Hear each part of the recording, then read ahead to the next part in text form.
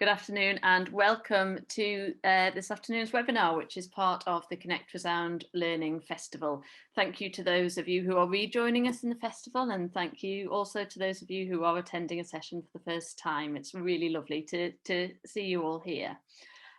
My name's Emily Penn. I'm the Digital Projects Manager for NIMAS, and I'm a white female sitting in front of a blue NIMAS banner. I've got a blue top on and a yellow necklace.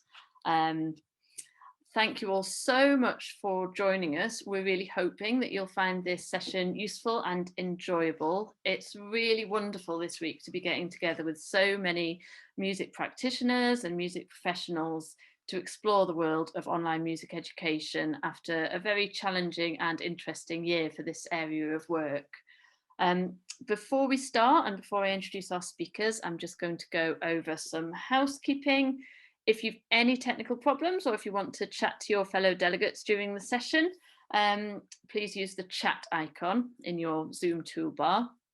If you have questions that you'd like us to put to the panelists in the Q&A section at the end, please use the Q&A button for that, and that will ensure that we spot your question in amongst the chat and can make sure it gets fed through to the right person. So we are going to start with our presentations, and then we'll leave plenty of time at the end of the session for questions and discussion about both the presentations together. If you want to speak rather than type your question, you can raise your hand, virtually raise your hand, and I'll call on you to speak during the Q&A session. Please note, as Grace said, this event is being live captioned and is being recorded, and it will be available after the session on the NIMAS YouTube channel, with some omissions to protect the privacy of some of the people in the presentations, but there will be a version of it online that you can watch afterwards if you miss any of the discussion. We'll probably be moving quite fast through some of the discussion at some phases. So without further ado, I'm going to introduce our two speakers who I'm really delighted to be with me this afternoon. I'm really looking forward to hearing about their work. It's really wonderful as part of this festival to be hearing about work from all over the country and from all kinds of different organisations and practitioners. So shortly I'm going to be introducing Esther Heinrichs, who is from Participatory music charity Evolve Music in the Southwest. And Esther's going to be talking about their online music making with young families in challenging circumstances and how moving online affected the work that they do in that area. We're then going to hear from Ben Mellor and Poppy Roberts from the other end, but the same side of the country, from the northwest up in Liverpool, Collective Encounters, a Liverpool-based theatre company for social change, who are going to be discussing their online music making work, in particular with young people facing challenges up in Liverpool. So I'm sure there'll be lots of differences and lots of themes to draw out in both of those presentations. We're going to hear from Esther first, then Ben and Poppy, and then we'll all have a chat at the end about what we've heard. So I'm now going to hand over to Esther, who's beaming in all the way from Jersey this morning. So lovely to see you this afternoon even. Lovely to see you, Esther, and we're really looking forward to hearing about your work. Thanks very much, Emily. It's great to be here. Thanks for inviting me. So I've got a PowerPoint I'd like to share, so I'm just going to do that.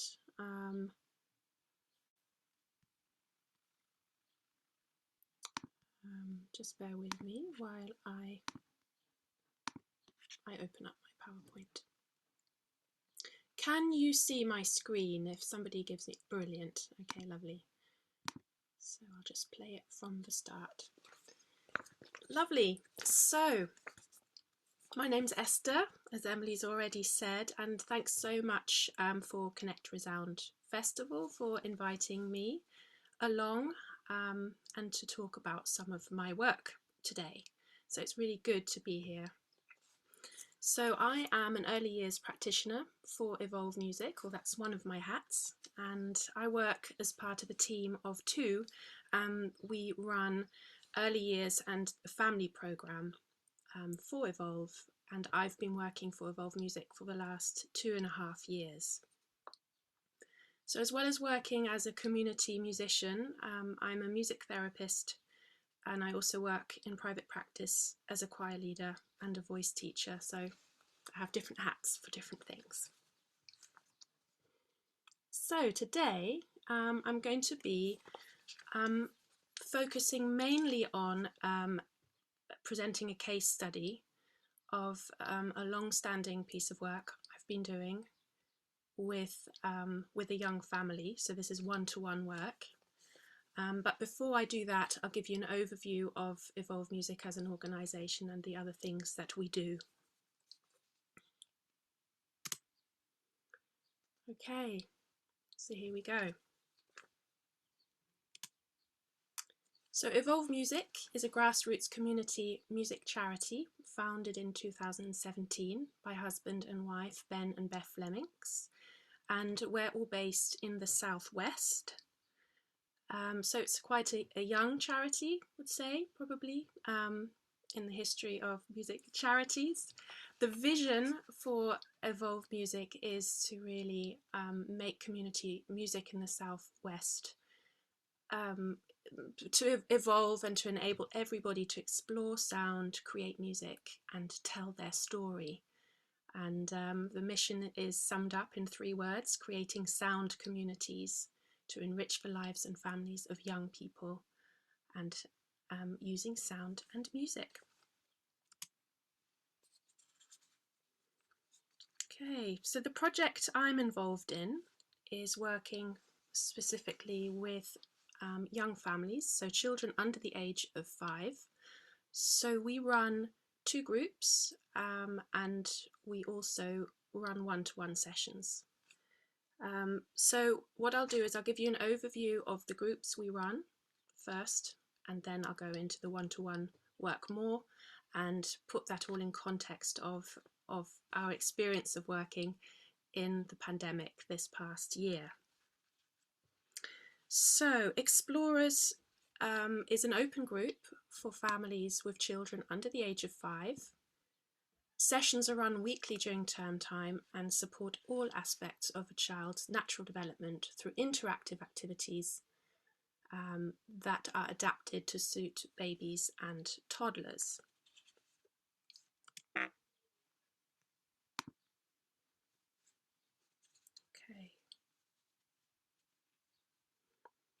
And Adventurers is a second group that we started. So this is specifically, we've had 2 years of funding and we're in the second funding year, and this is where Adventurers was added as a group. So whereas Explorers is an open access group, Adventurers is a group specifically set up for us to be able to work in partnership with the Children's Centre in Radstock and the health visitor team.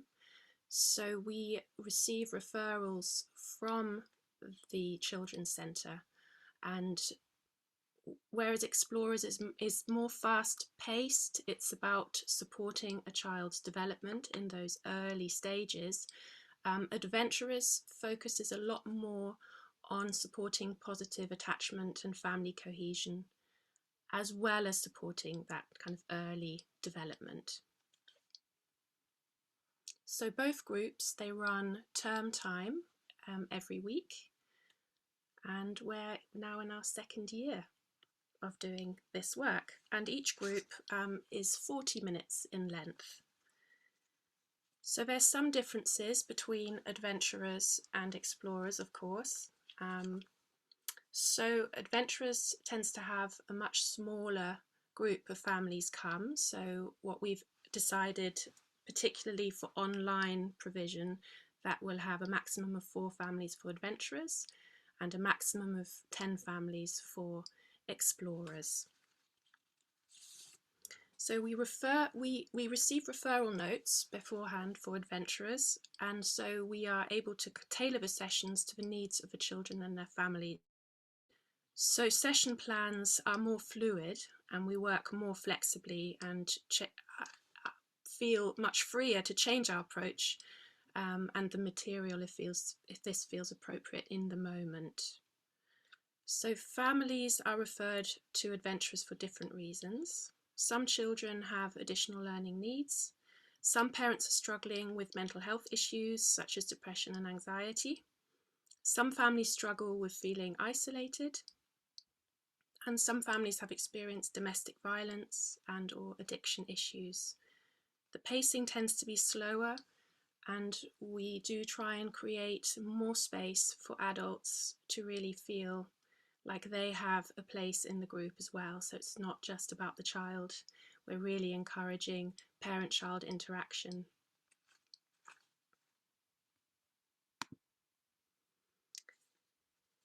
So one-to-one sessions, these came about due to the pandemic, and this is the newest kind of branch of our early years and family work. So during the first lockdown, we only offered one-to-one sessions as we were transitioning to working online. So because we already had kind of at that point several families who'd been with us for a while, we prioritized them and felt that one-to-one sessions at that point in the pandemic would maybe be most kind of supportive to those particular families and to the most vulnerable families. And we found that these sessions were so successful that we continued to offer them from the autumn term onwards, alongside the groups that then restarted.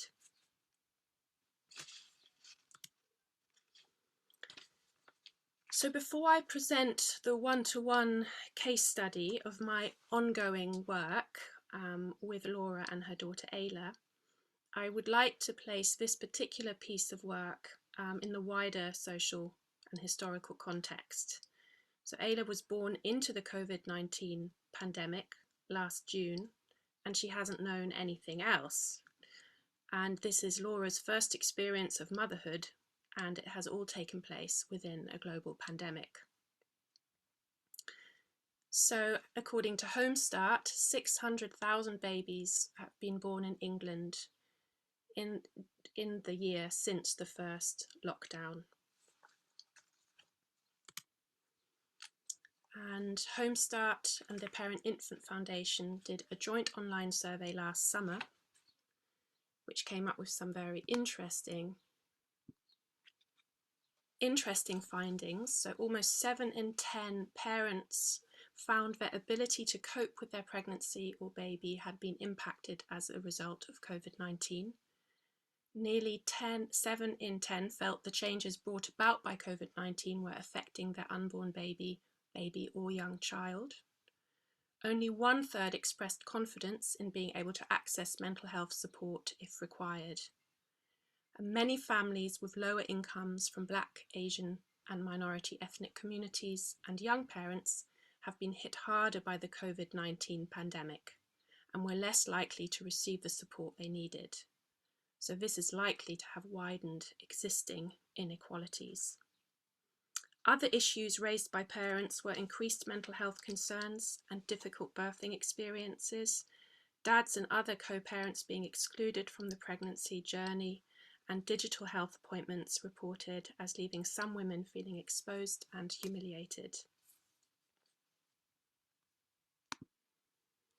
So the Bristol-based photographer Nina Raingold has been doing this lovely ongoing photography project where she visits people in their new mothers in their homes, and takes beautiful portraits and records their stories. So I just wanted to share a few quotes with you. So this is a cross-section of the mothers that she has visited. I would say it's been a really isolating time. It hasn't been the road that we were hoping for in terms of having our first baby. I find it hard for my mood because it feels quite overwhelming. You're not meant to learn and do it all alone. It takes a village. With Elowen's development, I find myself thinking, is that normal? I don't know.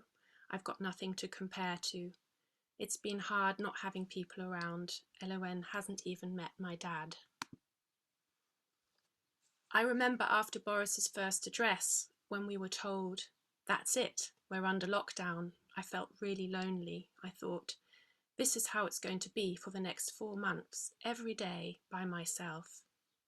The worst thing in the whole pregnancy was that after an incredibly long labour, Joe had to leave the hospital an hour after I had given birth. The pandemic has had a profound effect on my relationship with my children and my ability to bond with my youngest son.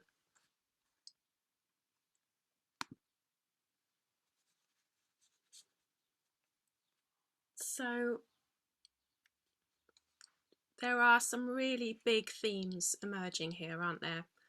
Around isolation, anxiety, fear, and a lot of trauma, actually. So how might one-to-one music online sessions be able to support a family with their baby during these extremely challenging times? Benefits of online sessions. I feel there are many.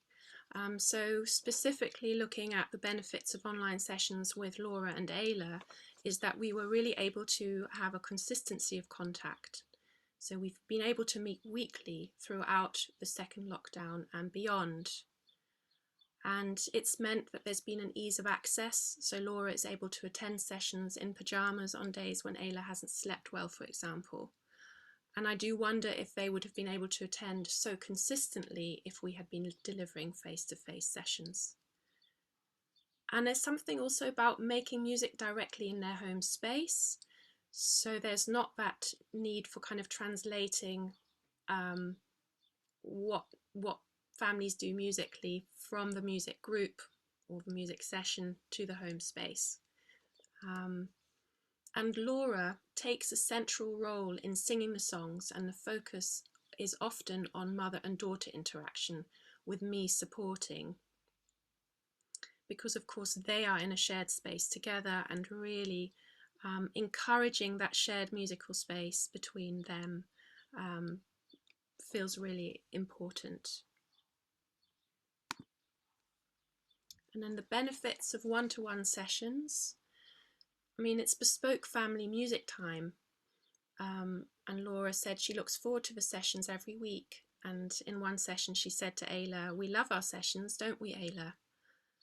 Laura says she appreciates having dedicated musical time tailored to Ayla, and that she appreciates learning new songs and Makaton signs to use with Ayla at home. And it's a space for Laura to talk about how she is feeling as well. I ask her how she is every week, and she uses that space to talk about what's been happening for her and how she's feeling. We also talk about Ayla's development, and Laura tells me about what new things Ayla has learnt to do in the past week, which feels particularly important given Laura's anxiety about Ayla's development. And Laura and I have explored different uses and moods of songs, i.e. for soothing versus stimulation, which was particularly important for Ayla developmentally before Christmas. And something I have only touched upon in the presentation but could be further explored is how, with my support, Laura seems to start thinking more consciously about how to position Ayla in relation to her and the screen, and in relation to each other. And then here's just a short list of references and links for you. So thanks very much, everybody, for listening. Thank you, Esther, for the presentation and for the amazing work that you've been doing. It's just so, I mean, what a lovely document of you know, a child and parents' musical development throughout a year you've created there. It's very moving, and it's just incredible. You've supported those families in such an innovative and thoughtful and musical way, and it's been really lovely to hear about. So thank you. We've got some questions have come through already, and I will save them up until the end of the session. So I'm going to hand over now to Poppy and Ben from Collective Encounters, and we're going to hear about the work that you guys have been doing up in Liverpool, which I think will probably be a contrast energy-wise with what we've been hearing about in the Southwest, but let's see. Welcome, and thank you for being with us this afternoon. Thank you for having us. Oh, am I really loud? You're fine. Right. Nice. I can't seem to start my video. It says the host stopped my video. Grace, I wonder if you could make Ben co-host, and hopefully then he will be able to share his screen. No, it's my video. My video was stopped by the host apparently. Hi Ben, you should be able to start your own video now. Great, thank you. We- Nice one. I mean, you know, having now seen my face, you might prefer to have kept it off. But Was there a reason sorry. it was stopped? Yeah. Somebody just went, "Ugh." Amazing. Okay, so I'll kick off and I'll just give a really kind of quick potted history of our sort of work in music as a theatre company, and then I'm going to hand over to Pops, who will give some more detail about projects that she's worked on with us and led for us. So yeah, Collective Encounters is a Liverpool-based theatre for social change company. It's been going for just over 15 years. And we work with people of all ages, and we kind of take quite a total theatre approach to theatre making. So music has been a part of a lot of our kind of past work, you know, particularly in sort of like more cabaret-based performances that we've made, and like we've created interactive music videos with some of our adult participants in the past. So we've definitely got, you know, we've had involvement in music, even though we're not primarily a music education provider. Our youth program is funded by Children in Need, and I began working for the company and running that youth program in 2016. And the basic sort of structure of that program is that we have a regular youth theatre who meet every week and make a production every year and go on theatre trips and things like that. And then we have a range of outreach projects throughout the year, usually about 6 or so per year, depending on their length. And they work with young people from a range of different backgrounds. Obviously, you know, funded by Children in Need. All of the young people that we work with are sort of disadvantaged or marginalised in one way or another. You know, that's the young people that we try to engage with.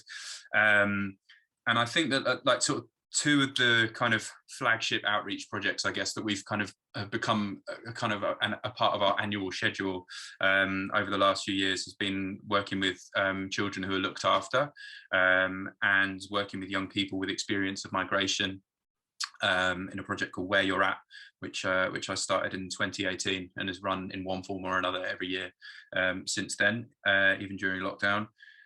So my background as a sort of artist is mostly as a sort of writer and performer, but I've always worked with musicians and I've sort of dabbled in a bit of music myself. I play the bass guitar quite badly. I can beatbox a little bit and sort of mess around with the loop pedal and do sort of vocal percussion and looping and things like that. So I've always kind of like, yeah, dabbled and kind of brought musical instruments and technology kind of into workshops as and when I've sort of been able to, and into projects, but not really with any kind of, you know, serious specialism, and just as sort of part of an approach that I like to take, especially in our outreach work, which is to kind of, you know, provide as many different artistic opportunities as possible for the young people, because, you know, they don't necessarily kind of know what they like or what they're good at until they've tried it. And with a lot of the young people that we work with who can sometimes sort of present sort of challenging behavior and things, that it's just sort of useful to have a kind of a wide range of different activities to kind of try them on. If they're not into one thing, then they might be into something else.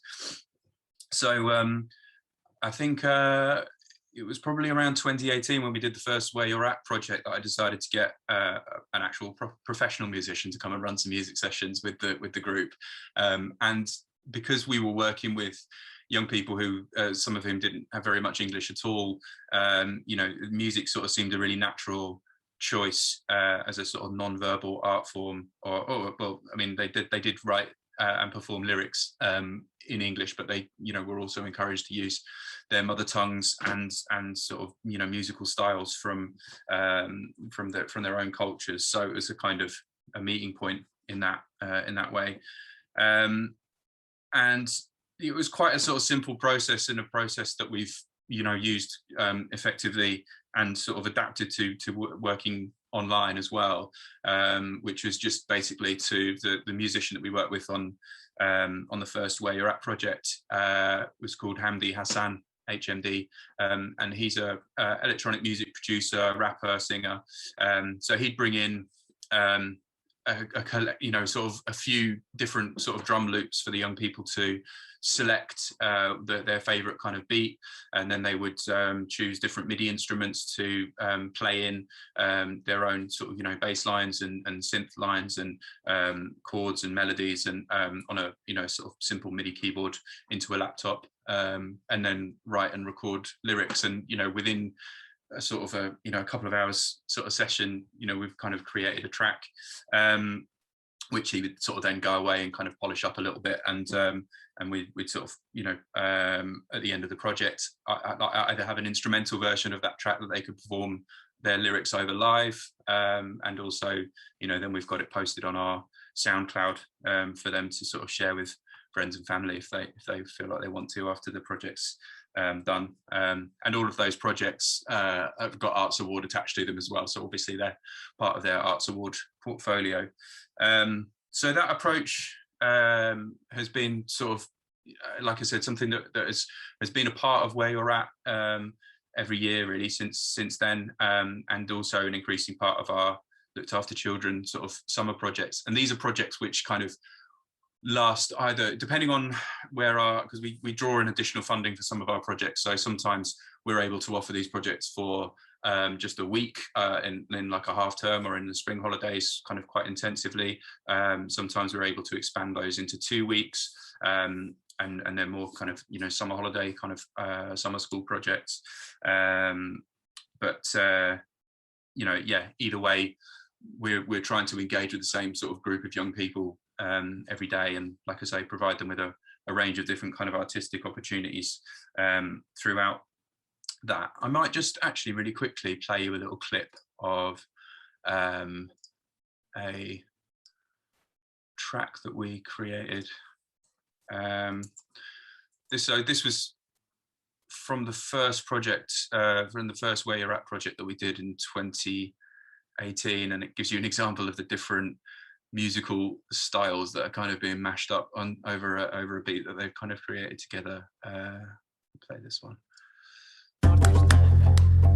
I know you heard me, don't let me agree. Nobody love you, baby, yeah, baby. I love you so much, nobody love you without know me. Baby, kiss me, just night, baby, yeah, baby. I love you so much.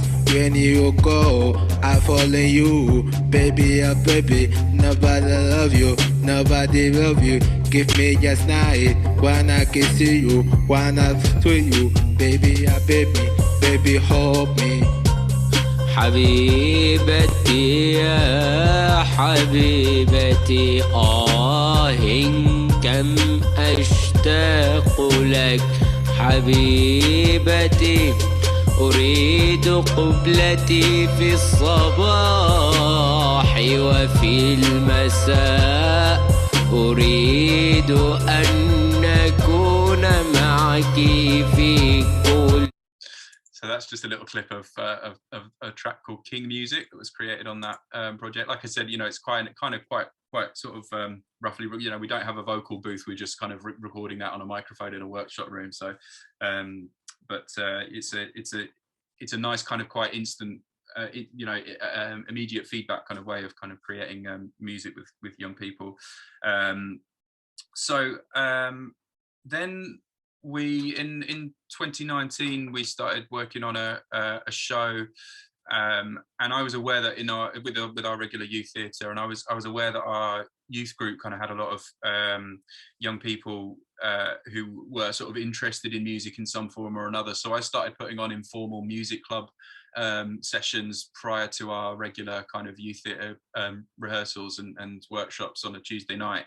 So anyone that was interested in music and wanted to mess around with a loop pedal or some instruments could come an hour or half an hour early, and just kind of improvise and experiment, with a view to kind of developing material that we could sort of use in the show that we were making, and just generally to sort of allow them to sort of experiment and sort of develop their skills musically. And that was clear from doing those sessions that there was a sort of quite a demand for for more of that sort of stuff with the young people that we were working with. So we started kind of putting plans together to apply for some funding to sort of increase our music offer.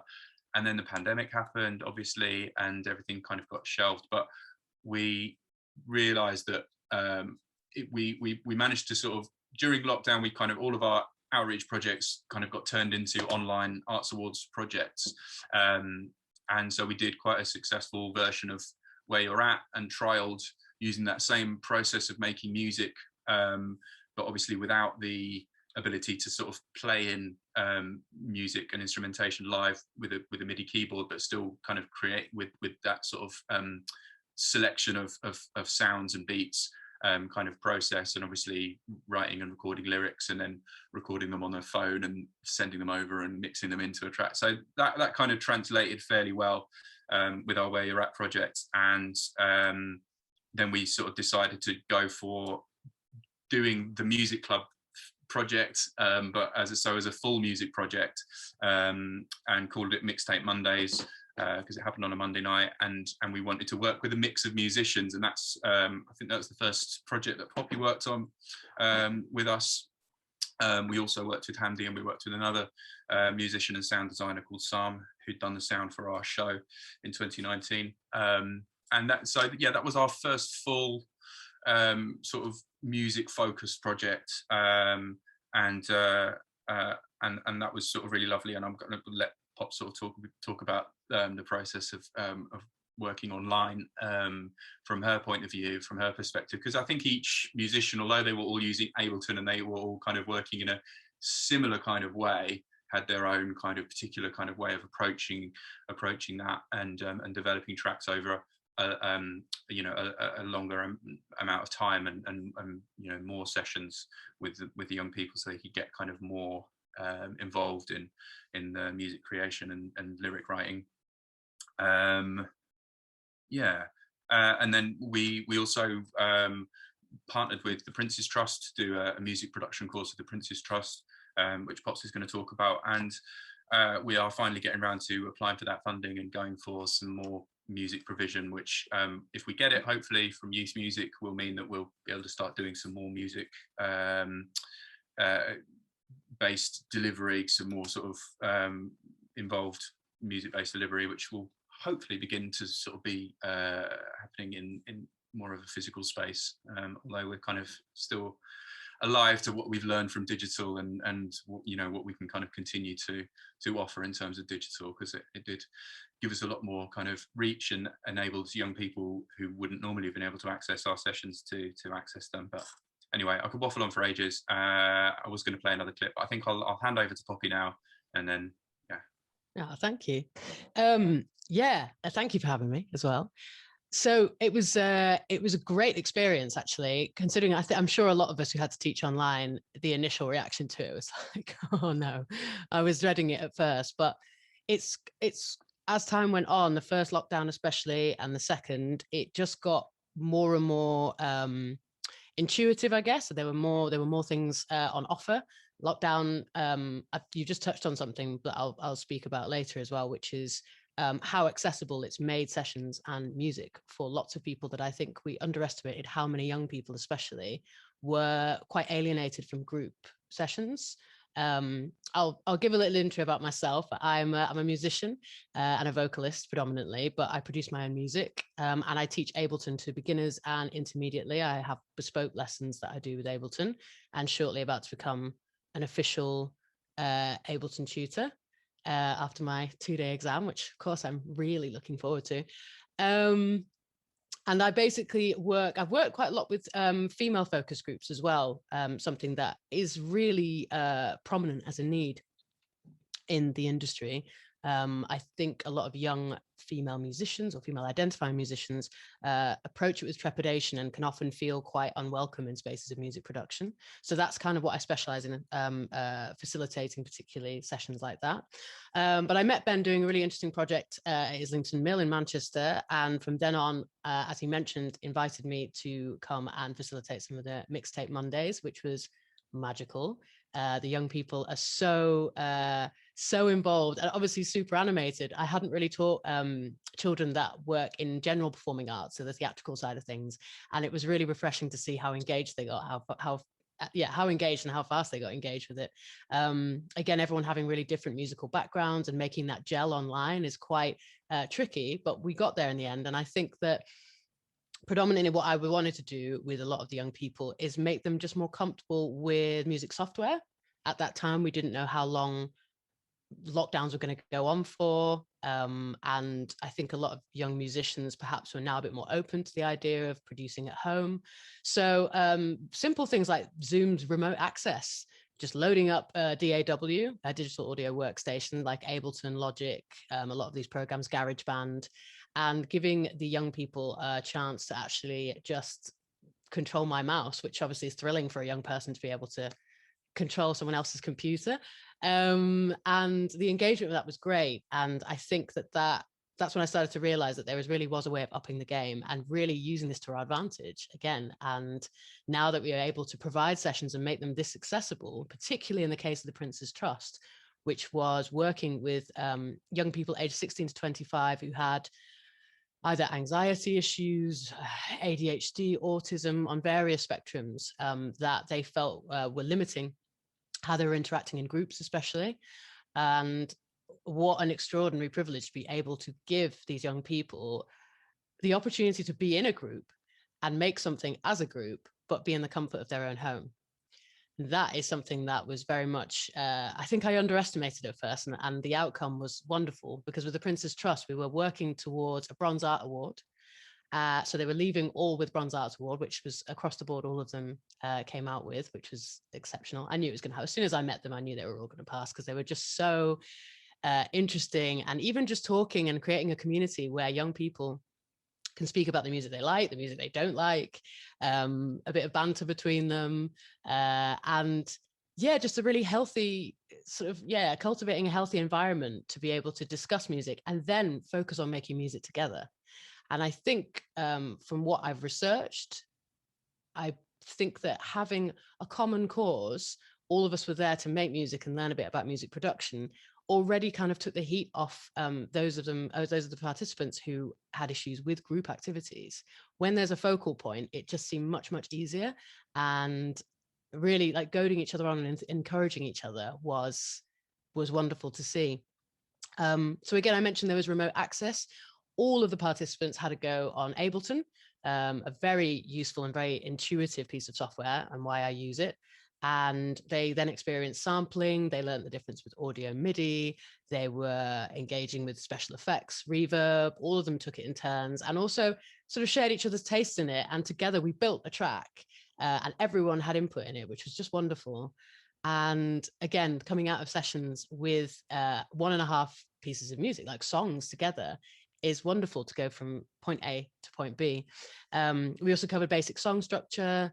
Everyone had a slightly different idea of it, but it was really cool because there's no real right answer when it comes to song structure. But to hear everyone come together and just truly, truly collaborate. I mean, I've worked with many producers and it really wasn't that easy to collaborate. Not as easy as it was with, 10 to 20 young people, all just in panels on a screen. For us to come out with that kind of result is just, extraordinary. Also, it was really, I also have a background with working with children in the care system and in vulnerable living situations.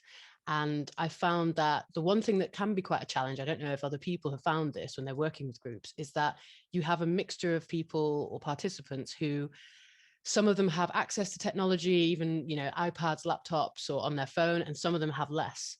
And this was one of the biggest challenges, which is why the remote access was so good. But also there was another tool that we found over time, which is something called I Show You audio to capture, which meant that we could record. So there's a couple of others like this, but I Show You was particularly good, where I could set it and actually record them through the microphone they're using on Zoom, and they could just sing into the track.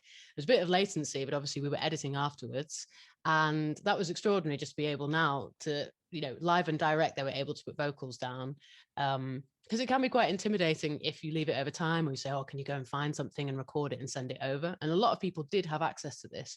But for those that didn't, it was wonderful that they didn't feel left behind, or, in some way where they were on the back foot with it. So that was really great to be able to use pieces of technology like that to overcome these obstacles. So above all else, I think that the achievement of being in groups with such mixed backgrounds and different geographical locations as well. I know when I was younger, I probably could have done with going to more events like that. But I think it was just exceptional to be able to provide the kind of lower social pressure of people being in their own comfort spaces, being able to turn their cameras off or on whenever they felt like, and be able to complete something, especially the Prince's Trust Award, the Bronze Award, to be able to complete it with not only the Bronze Award, but really something to show for it. And I'd love to play a clip. I'm going to play a minute of this track. I hadn't heard it for a couple of months now, and I heard it this morning. And yeah, I'm really, really proud of this group for making this piece. It's called Not a Sad Song. There was a lot of deliberation over whether this was going to be a sad song or not. So we made a statement by calling it Not a Sad Song. So I will just, oh, you cannot screen share while the other participant is sharing. Sorry, that's me. I'll stop now. Lovely. So going to advanced. Lovely. So here is Not a Sad Song. Of course, my computer's doing this in this one moment. Here we go. Lovely. Hope you can all hear this. Can everyone hear that before we start? Yes. Yeah.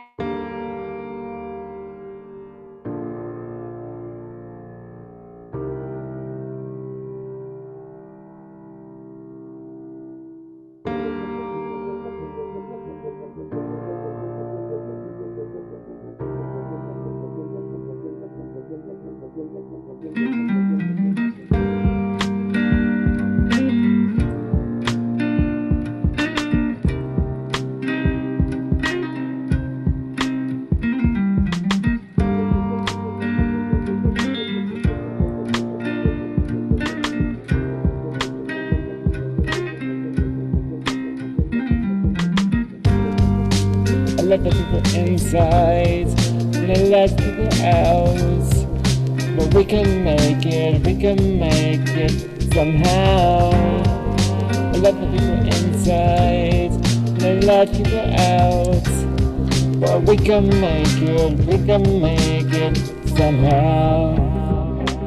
Walk in the rain 10 times to paint harder. Mine won't stop to shine till I deliver another line. Give me a shot of lemon and lime. I wanna know what happened to the good times, said I. Falling down a hole, a life that isn't whole. What is the meaning of being a human, kneeling, reeling the tears through the years? 1,000 beers will stop my fears and the grinder gears amongst my peers. We're all hollow with their jeers, they all hollow with their jeers. Finding myself going through the same old. I may remind the listener that this is not your ordinary sad song. This is not a sad song. Yeah, so just to give you a bit of, how do I unshare this? Ah, yes. Yeah, super proud. And that was built with, obviously, one participant performed and recorded that gorgeous guitar line. We had a member of the group, so the rap in the middle of that was actually by one of the participants who was the least forthcoming, I think, and just out of nowhere overnight. Obviously, we left it open because I thought that was really, well, we all thought it was kind of great to do it live and also use the I Show You audio capture, which you can hear for the singing is obviously slightly quality-wise can be a bit difficult. But when we left it overnight for anyone to come up with, so they took away what we'd done so far and then were able to write something on top or record something on top at home, you get performances like that. The rap in the middle is, yeah, blew my mind. It just blew my mind. And also watching a young person perform that and be surprised when people are clapping and over the moon for it like that, honestly. So yeah, I mean, I think you can get the impression from that track alone. There is so much merit also in keeping the online accessibility going. I don't want to disappear again on people that have benefited so much from the world coming to them when it's really difficult for them to come out to the world, to come into sessions in person. So I think, and again, with technology adapting as we go along, I really hope this is something that continues on, and we all are mindful of where we can budget wise. I know there are restrictions, but to be able to give that in a kind of dual delivery potentially means the world to so many people, and means that we're not deprived of talents like we've just heard. Yeah, so I also could waffle on forever, which is why we get on, Ben. 2 wafflers in the night. So I suppose if we open it to other questions, if there's anything in particular people want to know about the process, then by all means. But thank you for the lovely emojis, they're nice.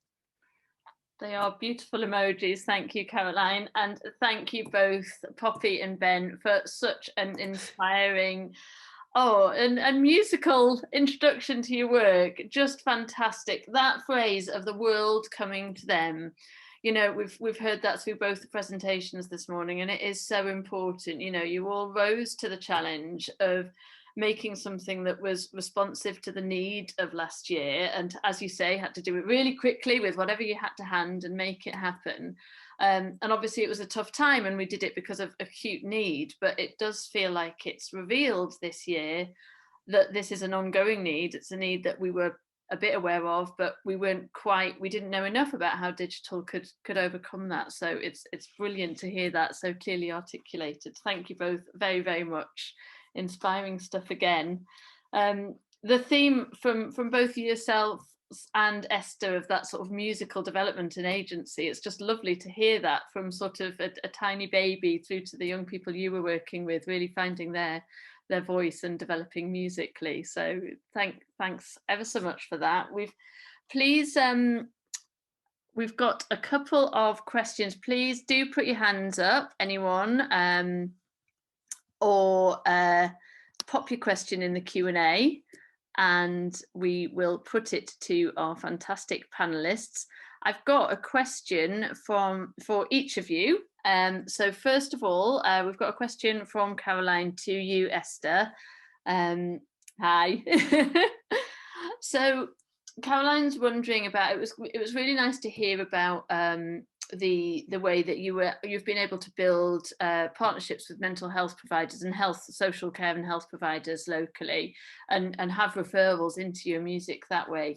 And she's wondering, are there barriers to reaching people who might be suffering those sort of mental health issues and having that sort of challenge of isolation, but might not be referring to those agencies? Are there ways in which you reach them sort of out with the formal routes?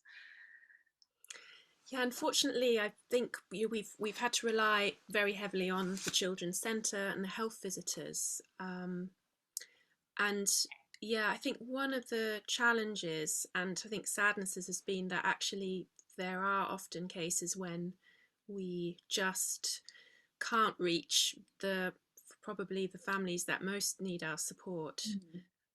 So that was a bit of a pattern anyway before we went online. That sense that if you have a family who perhaps have, you know, there are sort of chaotic attachment issues going on, that they just won't show up. You know, so they'll say yes, we're going to come, and then they never even come through the door, for example. That happens quite a lot. And then there is also the aspect of when we moved online, some families fell through the net because they just don't have the technology to access us, and that was just a hurdle that we unfortunately just couldn't overcome, sadly. So does that answer your question? That's great. I hope it does, Caroline. That's really useful. Thank you. And I think you're right. What I was hearing all over, and I don't know if Poppy and Ben felt this as well. Poppy, you talked about how you overcame some of that lack of access to hardware, and that was really nice to hear about the sort of technological solutions you found. But I definitely have heard it from a lot of people this year that's been the key thing. Sort of, either people are very difficult to reach because of those issues you've talked about, or there's those technological barriers.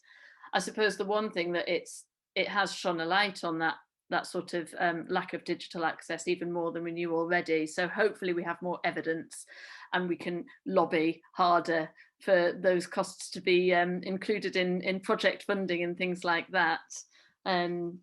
Which is something I'm sort of interested to hear about from both of you. we've got another question from Caroline for you, Poppy, about women and girls that you worked with. She asked if you've got any clips. Don't worry if you haven't got any handy, but it'd be great to hear about sort of your work with women and girls in particular as well. Do you know what? If you give me a moment, I could actually share that. You're going to see my face when I'm like really trying to concentrate on getting a link. Sorry, you get subjected to this. I actually went, one of my first ever jobs, really threw myself in the deep end here. I went with Brighter Sound to Moscow. Oh, wow. Yeah. Quite terrified the whole 3 flights. And I worked with 16 young women. The stories that I was hearing as well, of women's confidence issues, things that are said kind of casually to women that have this knock-on effect of making them feel less imposter syndrome, like beyond imposter syndrome, like they shouldn't even be going near this equipment. And so we provided them with synths. We did so much songwriting and so much workshopping with lyrics, especially, and expressing themselves. And again, I don't know how many people know about Russia, but there's still quite a long way to go when it comes to women's rights. And I'm hoping I can find this. Of course I can't. Of course you're stitching me up, internet. No, it's always something we might be able to share later. I think I found it. Well done. Yeah, so I'll just show you. I can't find the video, but I will just share the images. Come on, here we go. Lovely. So yeah, we were out in an amazing music school. I was part of Both Sides Now, which is one of their programs. And it's more a case of working with confidence and also just building on, like, some of those women were sitting there saying, oh, I have, you know, I'm not really a musician. And then I found out they toured and played in Soup Kitchen in Manchester. So people, the one thing that was extraordinary is people who've gone above and beyond and achieved loads and are well and truly a musician, whether they like it or not now, are still believing that they're not. Yeah. Due to the sort of, you know, a product of the environment they're in, where they're not so much being supported or encouraged or cultivated. So, and also just being in a space like that, which is all female, it just takes certain things away from the situation and the freedom to connect and not be scared of writing this lyric in case of offending or drawing unwanted attention on yourself, I think. So special. So yeah, and it's quite a common theme now, especially with Both Sides Now existing.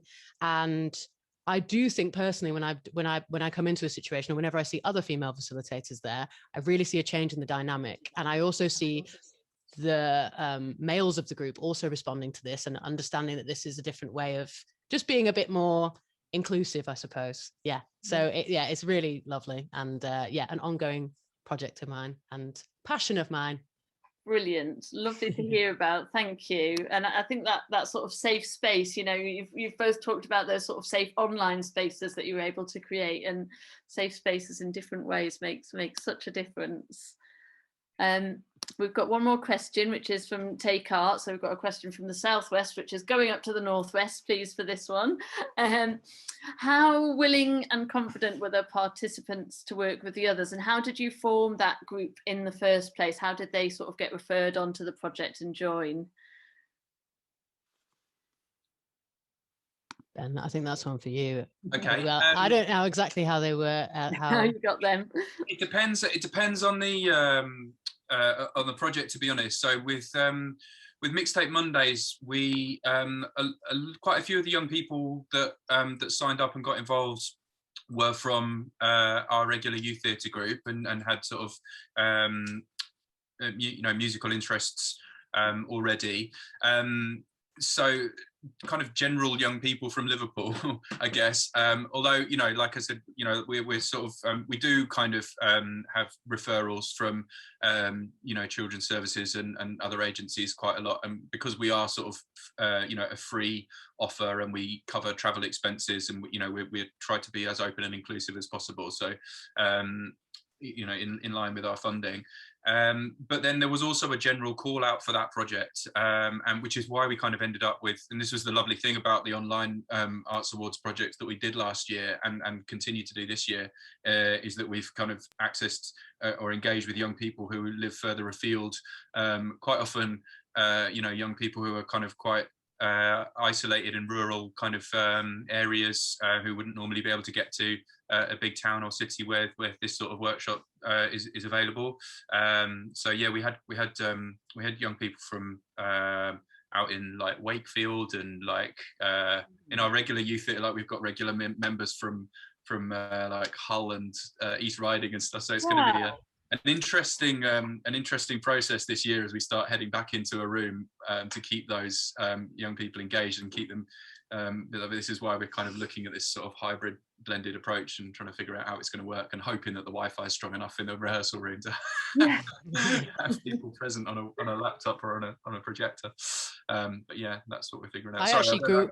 I grew up in East Riding, so when I met one of your participants who was from there, and I remember how downtrodden I felt about a future in music or just being stimulated by other things, it was so wonderful. Like, just as soon as you said it, I was like, yes, somebody from Hull. Amazing. Amazing. To answer the question, the first part of the question, which was about how the participants, how willing they were to work with each other, that was quite interesting because, like, obviously you've got a mix there of young people who know each other from regular youth theatre sessions, and then young people who are completely new to the group and don't know anyone. And I found that, I don't know your sort of perspective on this, Poppy, but I felt like the biggest kind of confidence barrier to overcome was in writing, or not so much writing but performing lyrics. And we had one girl who would, like, for every track that we made on that project, she would basically kind of write a full lyrics for like each song, like, you know, verse, chorus, everything. And then you'd be like, do you want to sing it, Annabelle? And she'd be like, nah. No. So we were trying to find other, you know, someone who was a more confident singer to have a go at singing her lyrics. And eventually we did finally manage to get her to sing her own lyrics on one of the tracks, which I was really pleased with. And there was that beautiful moment where she started very quietly and sort of apologetically singing, and then as the lyrics went on, I could, like, the strength of voice came in. I was like, yes, there it is.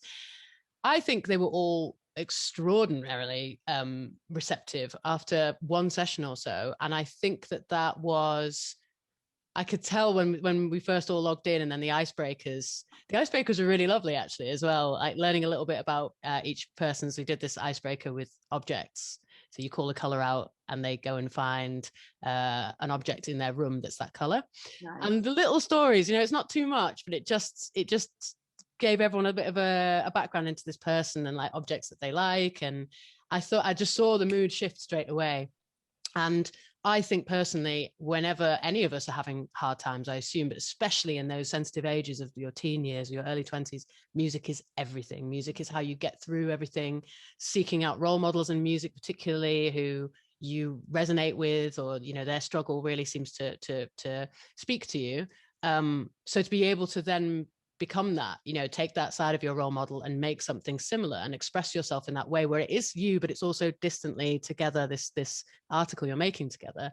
I think just as soon as they really realized that's what we were doing, the engagement was just really spot on. Yeah. Amazing. Really exciting to hear about. I've missed out one part of the question from Take Art, which is what level of musical skills and equipment the participants had before they joined. Had they done, I guess, as you say, they had that interest in music, but in terms of equipment, were they just generally like on their phones, or? It really depends. Like some, like on Mixtape Mondays, we had some young people who I think had done music at school and like had, like, you know, Annabelle the lyricist was definitely like into her musical theatre and stuff at school. And then, you know, and we had other young people who, there was one girl who definitely like had a copy of Logic at home and a decent MIDI keyboard, I think, and is already kind of well into, like, you know, writing and producing her own tracks. And then one of our regular youth theatre members who's definitely kind of mixed, you know, dabbled with Ableton and Logic and has got a keyboard and is teaching himself trumpet at the moment or something, you know. So there was definitely some who were already into it, and then some with nothing at all. And like you say, you know, just kind of joining us on their parents' Kindle and sort of terrible Wi-Fi, and sort of trying to muddle through and have some kind of creative input through, you know, whatever they were able to do. But yeah, with loads of willingness and really like massive amounts of enthusiasm to make up for the lack of sort of technical and digital capabilities. So yeah, and it sounds like you were so responsive in terms of what they had available to them, and enabling them to overcome that. It just sounds really inspiring. Yeah, we did try to offer from what funding we did. We don't have like massive budgets, obviously, but we did try to offer sort of data and devices to young people, throughout the course of last year who weren't able to join any of our sessions because they didn't have, obviously, in technical access is a big thing. So we tried to overcome that. We did get some extra funding from Children in Need just for that, just to be able to provide tablets and data bundles and things like that to young people who didn't, but it's not possible with everyone, unfortunately. It's not. And yes, it would be great to speak to you, Take Heart. Let's exchange details. We can sort that out. We'll put you in touch with each other. I had another question for you, Esther, because we've heard from Ben about your aspirations, Ben and Poppy, to kind of take this hybrid work forwards and to somehow find the funding to do that, which I appreciate is a big somehow, but it's good that you plan to do it because the benefits are so clear from what you've both said. Esther, it sounds like there were so many benefits from that one-to-one work, which was new to you guys. Are there sort of barriers to you continuing to doing that funding wise? Is that something you're looking at continuing if you can?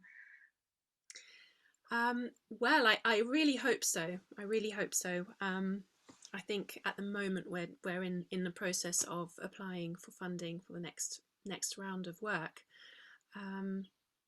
Yeah, I really hope so, because it's been such an effective way of working and supporting people during difficult times. And there is something really interesting about running groups and one-to-ones alongside each other and looking at the potential relationships between. So, at some point maybe, Laura and Ayla would like to go to the group. They've decided to stay with one-to-one for now, but that kind of sense of, okay, we can start perhaps more intimately, if someone doesn't feel that confident, and then can move somebody into the group. So there is that kind of sense of wanting also to create longer term support systems for families, so that they don't just come to us for 6 weeks or 12 weeks, but that we can offer longer term kind of music sessions for them and a community to be part of. So yeah, fingers crossed we can continue with these models of working alongside each other, group and one-to-one.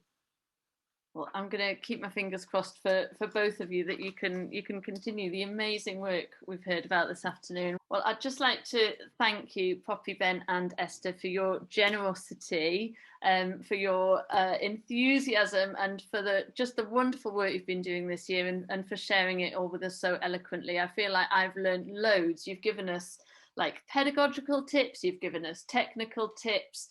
You've really told us about how the work that you've been doing has benefited people and what learning journeys you've been on. And I'm really grateful to you all for your openness in sharing it all with us and for being with us today. So thank you all very much. And thanks to those of you who have joined us as delegates as well. I hope you found it as useful and interesting a session as I have. And do pop along to any of the other sessions we've got this week as well. We've got lots of other exciting sessions planned, workshops and webinars, so do join us for the rest of them.